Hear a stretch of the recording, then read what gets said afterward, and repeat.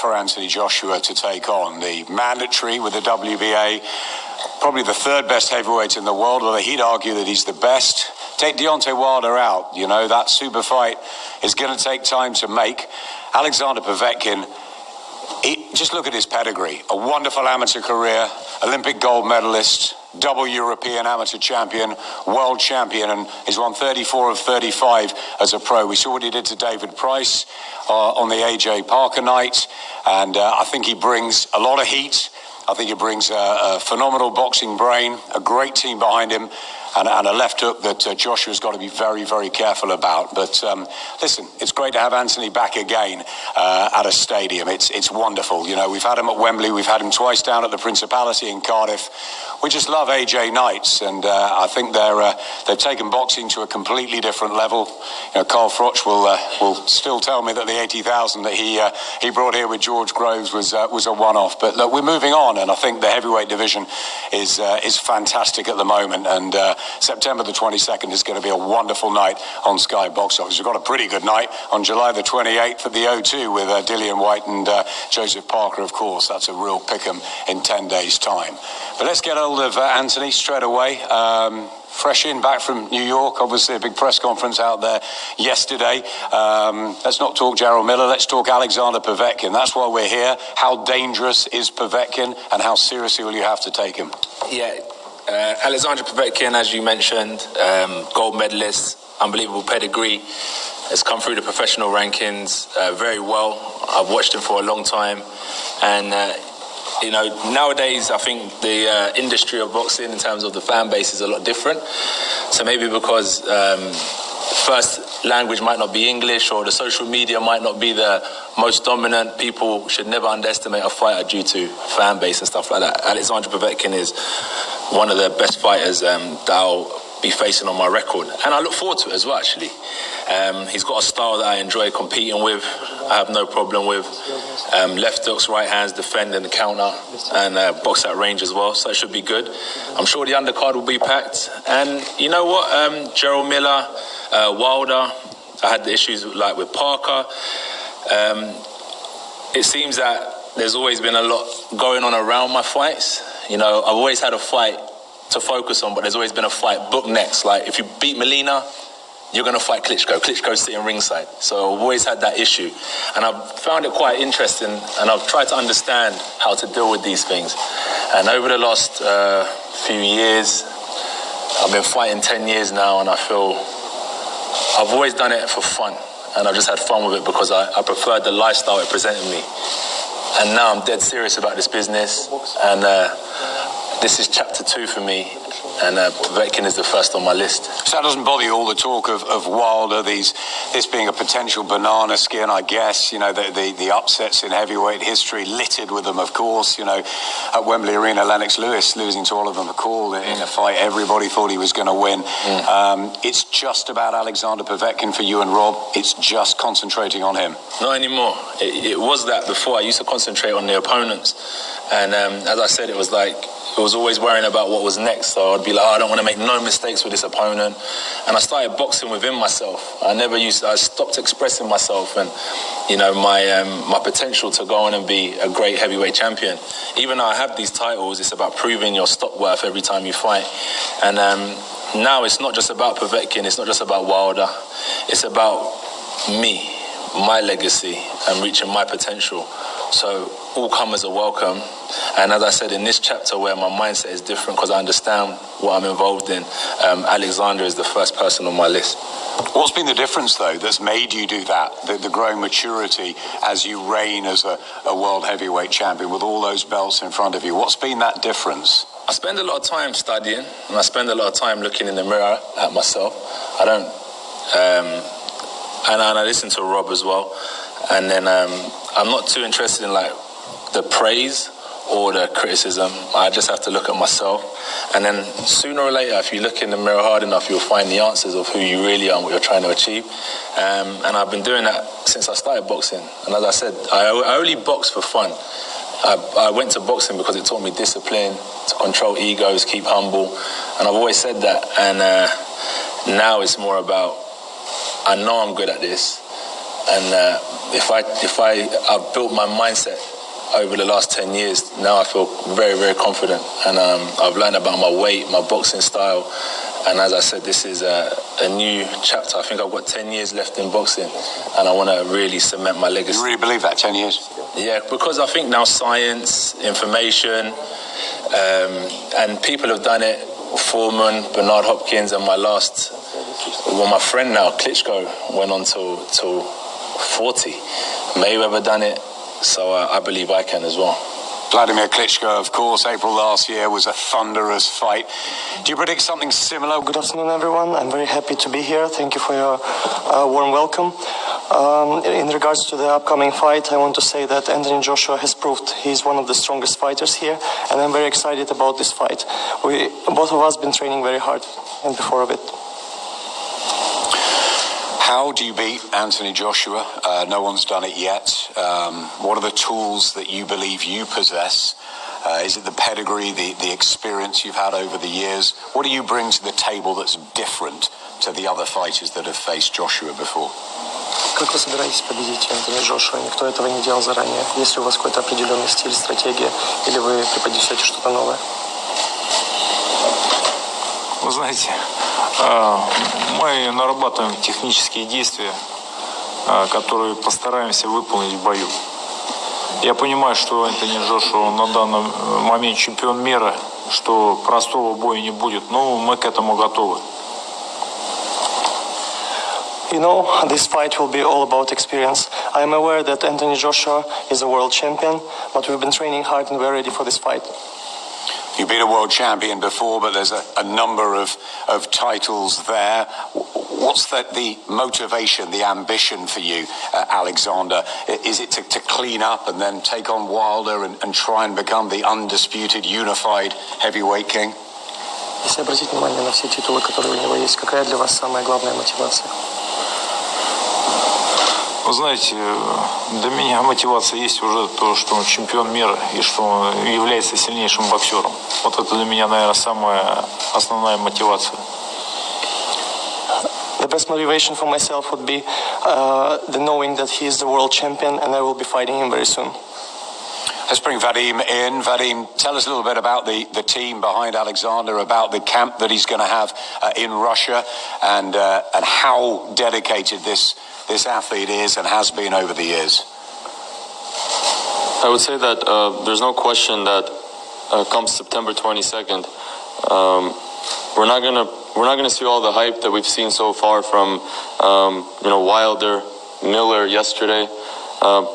This fight is probably not going to accompany a lot of that because both of these guys are they're both gentlemen and they're very respectful of each other. They're respectful of everybody. But there's no doubt that this is going to be probably one of the best fights we're going to see. And we all saw Joshua against Klitschko, which many consider to be fight of the year. It was just one of those fights nobody's going to forget. And this is the type of fight that this could be. And most likely it will be because we have two of the best meeting each other in the ring. It's not just talk. It's, all the talk they're going to do is going to happen fight night. Alexander is going to go, as always, into the Russian mountains to do his camp. He's done that for most of his, latest fights in his career. His manager, Dmitry Ivanov, his trainer, Ivan Kirpa, are working hard already on getting the right sparring partners, preparing the right type of training camp. And there's no doubt, Alexander Povetkin, as Anthony Joshua, are going to be 100% ready. We all know that at the end of the day, if Anthony Joshua had a choice, he would probably not choose Povetkin for this fight. Maybe if Alexander Povetkin had a choice, he would probably maybe choose another opponent. But that's what makes this fight very interesting. I think, it's probably the two best guys, maybe pound for pound, meeting each other in the ring. And I think all the attention is going to be their fight night. Yesterday, Miller tried to steal the show at the press conference in New York. We all understand it's just a lot of PR that these guys are trying to get to attract attention to themselves. At the end of the day, most of these guys that are talking don't even want to be in the ring with either of these guys. And these guys are both the type of guys that love a challenge. As Anthony said, he knows what he's in for. So does Alexander. but they both love a challenge, they love boxing, and they want to prove themselves. And I just want to say that, it's been a pleasure. We've had a couple of mishaps. It was not as easy trying to make this fight as usually it is with the other things that we've done with Matchroom and Eddie. It was a little more difficult, but it's that type of fight. And in any case, it was a pleasure, and everything went very well. And we look forward to a great event. It's a real fight. It's a really good fight. And Alexander will be in the Russian mountains. Anthony will be up in Sheffield alongside Robert McCracken. As always, Rob, it's a real one, this, isn't it? It's a dangerous one. Yeah, it's a real fight. Two former Olympic champions, current world champion, former world champion. It's a stadium fight, and the reality is if you're going to box at Wembley Stadium, you've got to fight the best, and that's what Anthony's happy to do. He's showed that in choosing to fight Povekin next, and it's going to be a great fight. You've obviously experienced Wembley a fair few times yourself. How do you think that will affect Team Povekin? Obviously, he's well-travelled as an amateur, and he'll bring everything, won't he? He's been to Wales. He's fought on that stage as well. Yeah, he's very experienced. I don't think it'll overly faze him, but obviously the challenge of boxing Anthony Joshua, 10 years younger, height, reach, power, ability, will show during the fight. But Povekin, he'll go to the Russian mountains. He's technically very good. He's got good power as well. He's got a very good jab that's underrated. So Anthony and myself will take him deadly serious. We'll prepare diligently for the challenge, and we expect a real challenge on September 22nd. Yeah, as Vadim says, maybe both fighters wouldn't have chosen each other, but it's been mandated. Would you have chosen it as a fight for AJ? I honestly think that at this stage in Anthony's career, we would have, because Povetkin's a tremendous fighter. He's been a world champion. If you're going to stay at the top, and Anthony wants to have a legacy, he wants to become a boxing great, he really does, that's his ambition, because he's achieved so much already. This shows what he's about, and fighting that somebody like Povetkin will give you the kudos of challenging him, hopefully beating him, and then we'll take you to the next level, and then you'll defend more comfortably in the future against awkward opponents and technically good opponents. Yeah, different style as always. Vladimir Klitschko, then Carlos Takam, although you were preparing for Kubrat Pulev for that one, then Joe Parker, something a bit different. What are you going to do in the camp that is, specifically for Alexander Povetkin? Sparring partners, AJ's weight, what's going to be different for this one? I think his weight's good already. He's lighter than when he fought Carlos Takam, and he hasn't even gone into full camp yet. I think the opponent's very different. He's technically good. He's coming to win. He's not going to be phased. We saw that in the Klitschko fight. It was a hard fight, and he stayed in there, and he was looking for a way to win all the way through.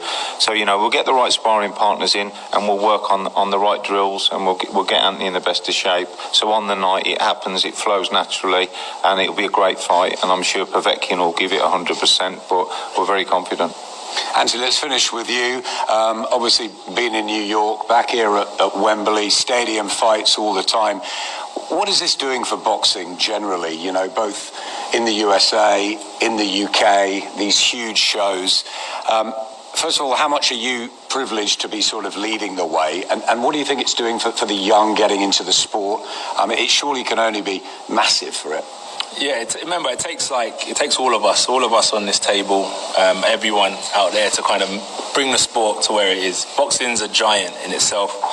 And but also, when I first turned professional, I do remember that it was a bit stagnant, and there wasn't the investment that was needed into boxing. So we worked tirelessly in the UK. I'm not talking about anywhere else, but in the UK we worked tirelessly. And I think that, competition is important to get the interest. Good fights, good names will generate the interest. So I feel it must be difficult for Eddie as well, or other promoters, because they have fighters that want to go to the big time, but don't want to fight people. So how can you balance that? So I just realized that if I want to get to the big time, I'm going to have to take risks early on in my career. I've been dropped. I've been 12 rounds.